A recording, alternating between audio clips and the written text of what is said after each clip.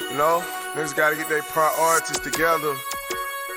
Got their mind on the wrong things, spending their money in the wrong way. Trapaholics, real trap shit. Say you need that car with the rims and a charm, just like Jim. It's more than life.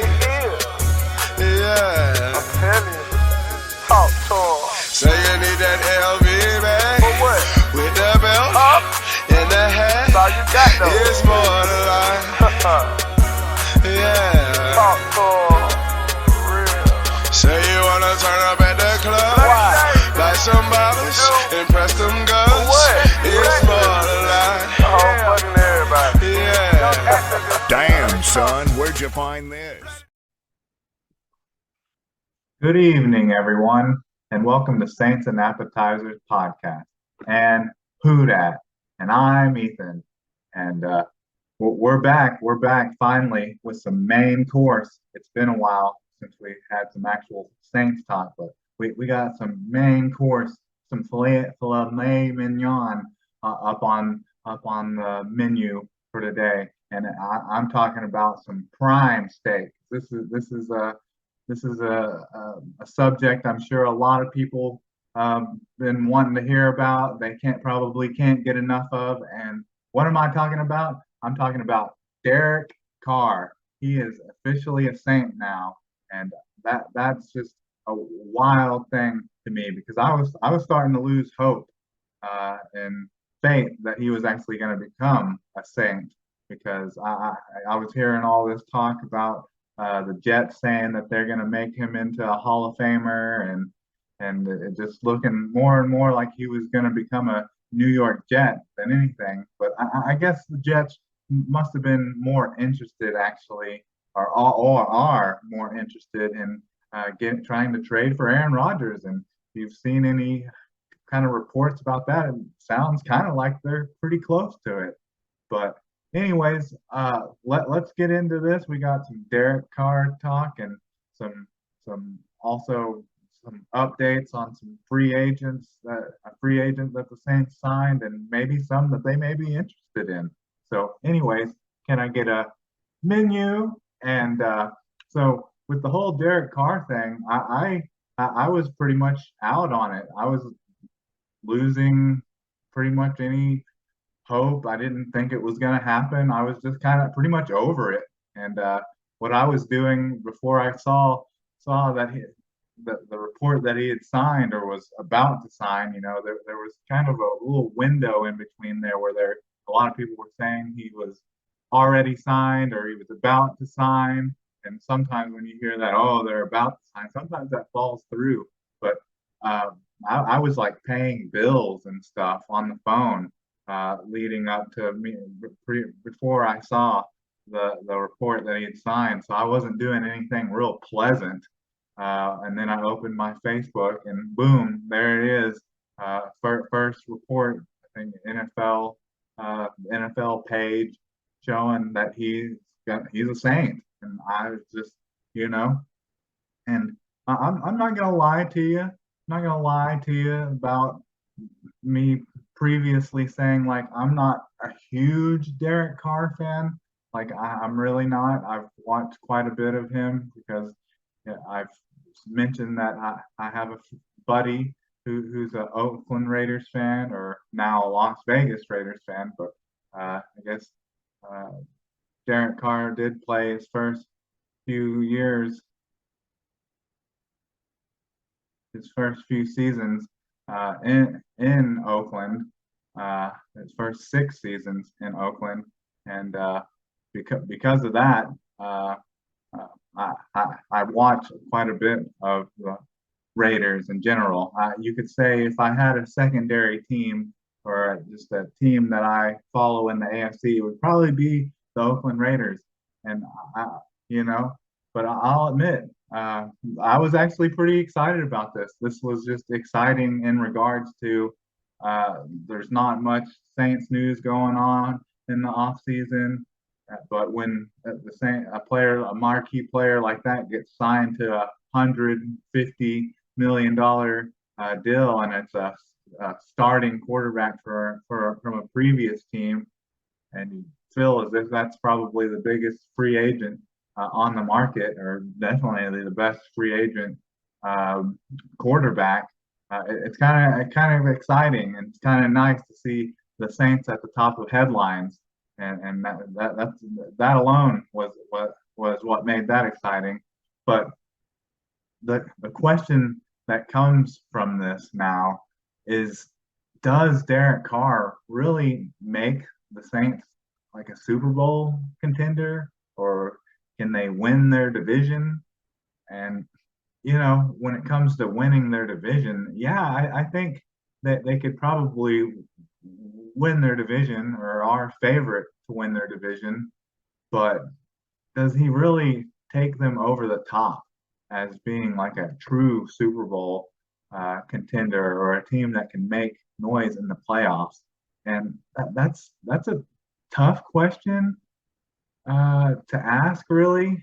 But if you dive deeper into kind of what he did with the Raiders, just from a standing back look at it, uh, you'd probably say no, no, just from the stats that he puts up, and the records that he's had as a Raiders quarterback. Because in 2016, they were he took them to 12-3 before he had the compound fracture on his fibula against the Colts, which pretty much just threw off pretty much his entire season, the Raiders season as well. But I mean, he was on a like a he was on like an MVP arc, possibly had a chance to win the MVP that season. I think he was third in the votings, and I've said a couple times that I honestly don't think he's actually ever been the same since then. And that's really a kind of a crazy thing to say about a guy that's played in 6 seasons since, and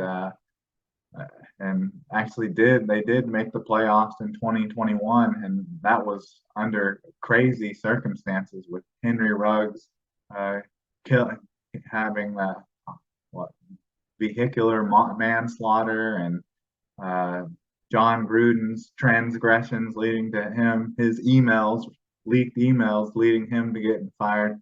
So really, props to him for being able to make the playoffs under that condition.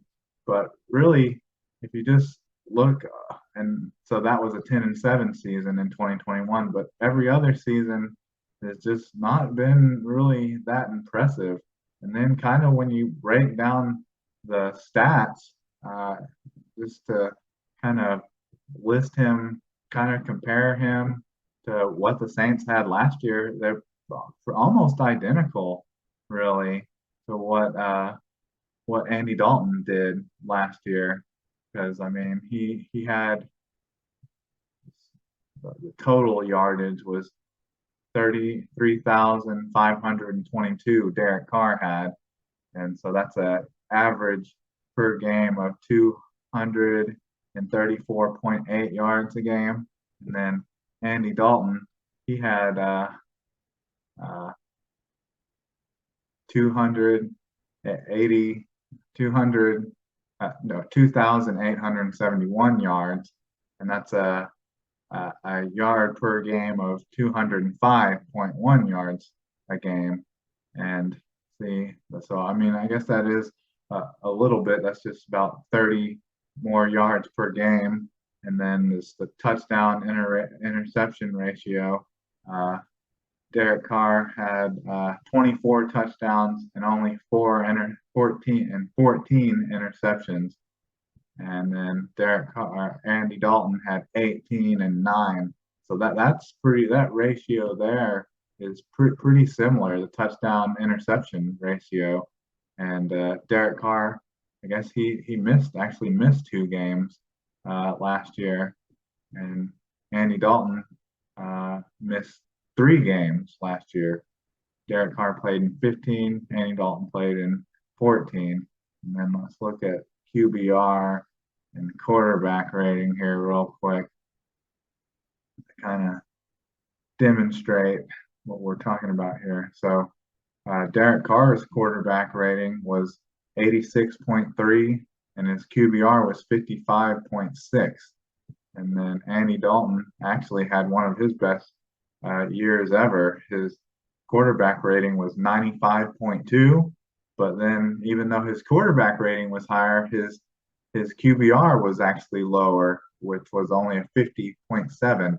But the thing that really is impressive about Derek Carr is his game-winning drives and comebacks and things like that. But they're actually a lot similar, more similar than you would guess between him and Andy Dalton, even though Andy Dalton has been in the league a little bit longer than Derek Carr. He came into the league, but he's been in the league 4 more years than Derek Carr, but he hadn't been a starter each of those years. He wasn't a starter full time in Dallas, and he wasn't a starter full time in Chicago, and he really wasn't expected to be the full time starter in New Orleans. That just happened to happen because of injuries and things of that nature.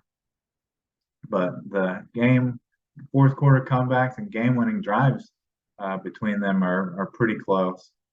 So Derek Carr has 28 fourth quarter comebacks and 33 game winning drives, while Andy Dalton has 25 fourth quarter comebacks and 29 game winning drives. So, is he a huge upgrade from Andy Dalton?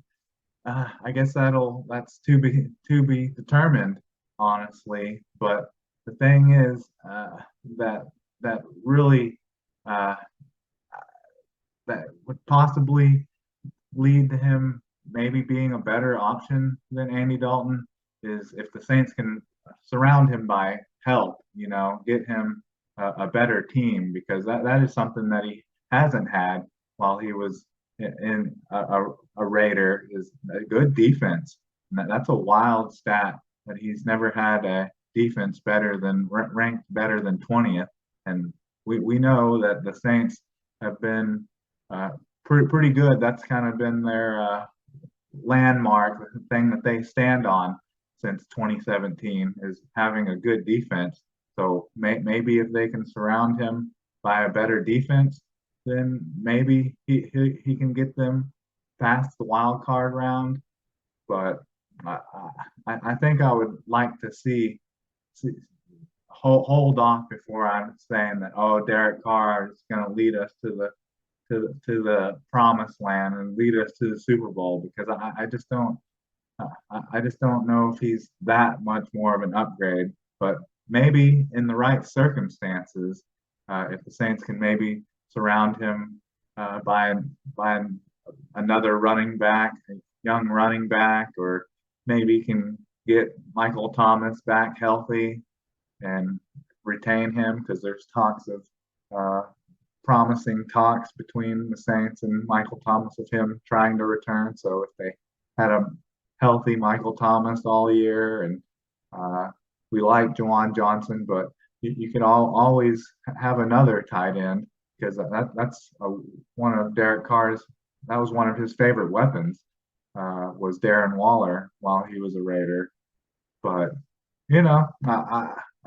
like I said before, I would say that I was lying if I didn't get a little excited when the Saints signed Derek Carr, and it'll be really interesting to see what they do now in free agency and in the draft. Do they really go all in to try to surround him by the most talented team as possible, and do they also do things to make sure the defense stays sturdy and stays as good as it's been the last few years? I'm excited. I'm really interested to see how this all plays out. But Derek Carr, he's a New Orleans Saint now, and that just almost seems kind of weird. I wonder if I wonder if Blake Gillikin's going to give up his number 4 so he can have the same number that he had while he was a Raider. But anyways, we're talking about free agents a little bit and talking about players to surround Derek Carr by. But this is not necessarily uh, an offensive piece that would help in boosting Derek Carr's number. This is more of a, probably a special teams type of player, a player similar to Justin Hardy, JT Gray, Justin Evans, that kind of guy. And his name is Hugo Amade, and he was hurt last year, so he only played in 3 games, I assume, and that was one with Kansas City and 2 with Tennessee. And it's interesting because, like, yeah, that he was hurt, didn't play a lot last year, but honestly, he put up some decent numbers uh, in 2020 and 2021 when he was a Seahawk. I'm trying to see here. He was also a 4th-round pick as well. So if he could get back to his play in 2020 and 2021, he could be a similar addition as Justin Evans, who played on defense quite a bit last year, other than special teams, because in 2020 he played in 14 games, 5 starts, 7 pass deflections, 1 forced fumble, 54 combined tackles, 47 solo, 7 assists, 4 tackles for loss. And I mean, those are pretty impressive numbers for just a reserve defensive back or a nickel or dime player. And then in 2021, he played in all 17 games with 7 starts. Actually had an interception that he returned for 12 yards. Let's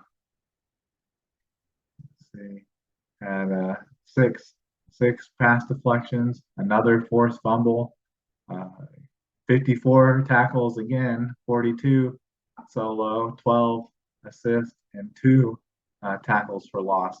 So I mean, this could be kind of one of those under the radar type of signings.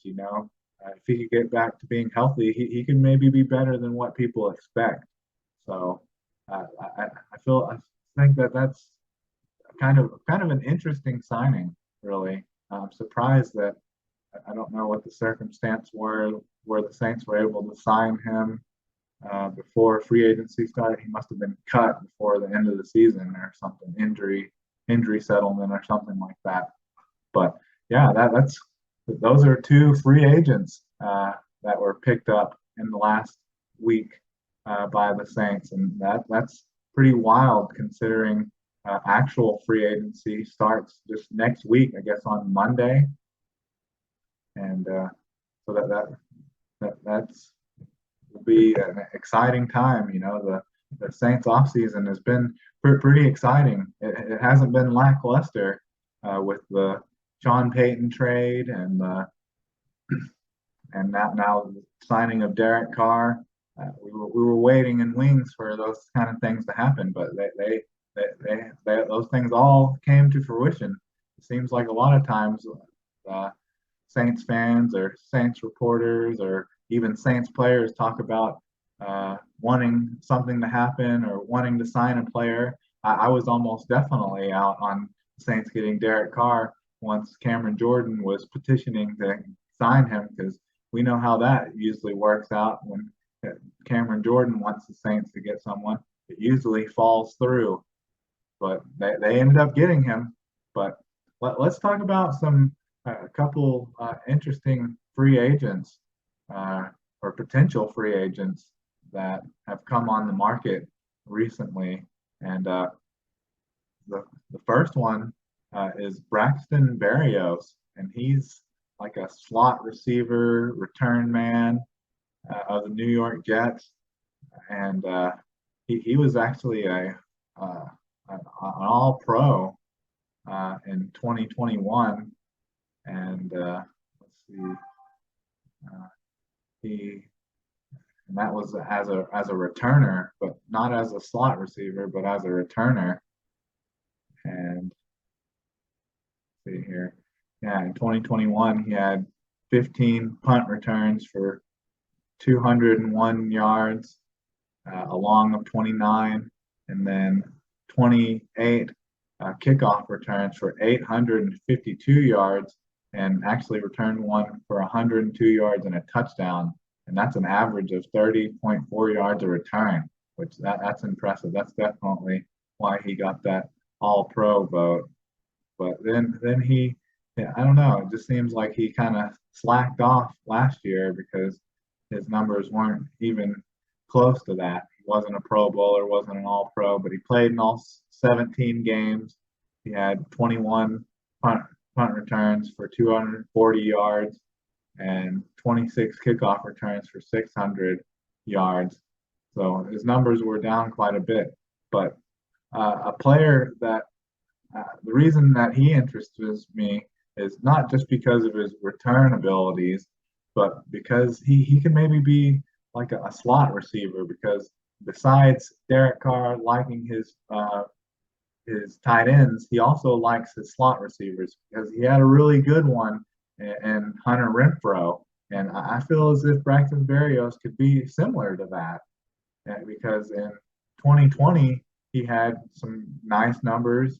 And in 2021, he had some nice numbers because in 2020, he had 55 targets for 37 catches for 394 yards and 3 touchdowns.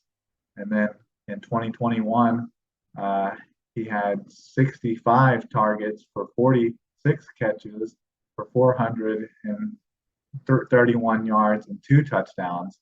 But like I said, for some reason, seems like maybe because his quarterback was Zach Wilson or Mike White. Maybe that was the reason for his numbers going down because he'll only be 28 this year. So and he wasn't hurt, nothing serious at least. But his numbers as a kick returner and a receiver all kind of went down in 2022. His numbers across the board just went down. But he had 32 targets, 18 catches for 145 yards, and no touchdowns.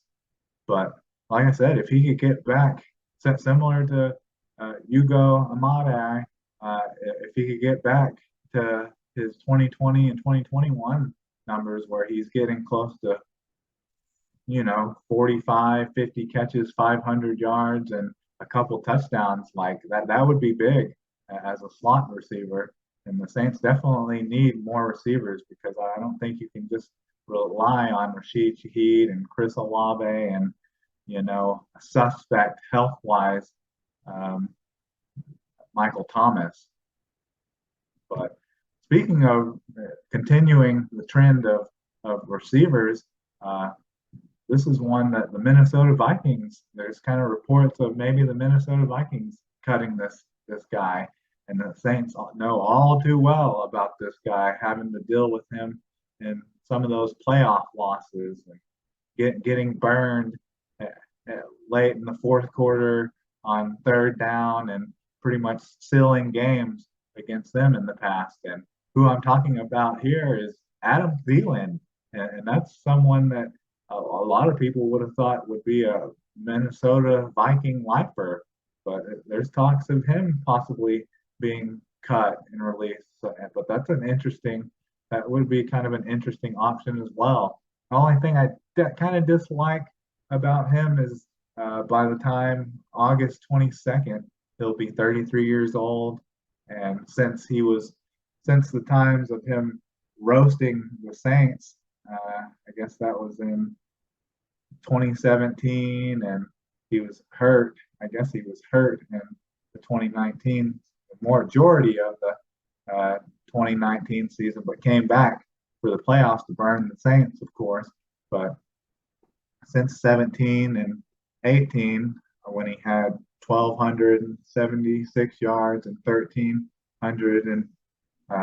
73 yards. His numbers have kind of pretty scale wise and gone down pretty consistently because last year where he was even close to having 1,000 yards was in 2020, and that's when he played in 15 games, had 108 targets for 74 catches, 925 yards, and 14 touchdowns.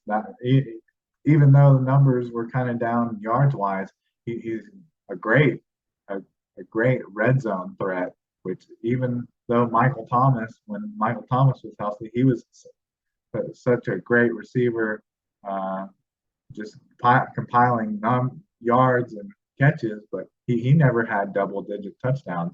And even continuing that trend, his yards went down once again, but he still stayed with high touchdown numbers in 2021 when he played in only 13 games, had 95 catches or 95 targets, 26 catches for 726 yards, but still had 10 touchdowns. I mean, the Saints could definitely use that. More touchdowns, the better, because that's something definitely with Andy Dalton they dealt with last year is just getting in the end zone, especially once they got down in the red zone.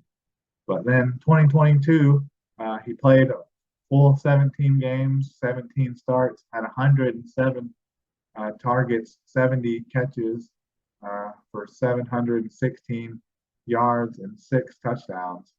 So, you know, if the Saints could get him on a cheap deal, a similar deal to what Jarvis Landry got last year, which was, I think, like $3 million or something, pay scale kind of goes up every year. So maybe 5 million at the most, but be interesting to see what Adam Thielen commands on the open market, or if I have to wait and see. But maybe the Minnesota Vikings might think they can trade him. But so there's some interesting wide receiver options that could maybe fill like a slot receiver type of position, because I've mentioned Derek Carr. He loved Hunter Renfrow, and while he was in Las Vegas, and Hunter Renfrow was like a Pro Bowl slot receiver in 2021. His numbers went down in 2022. But anyways, I think for the most part, going over free agency and going over Derek Carr, I think that's all I have for you this evening.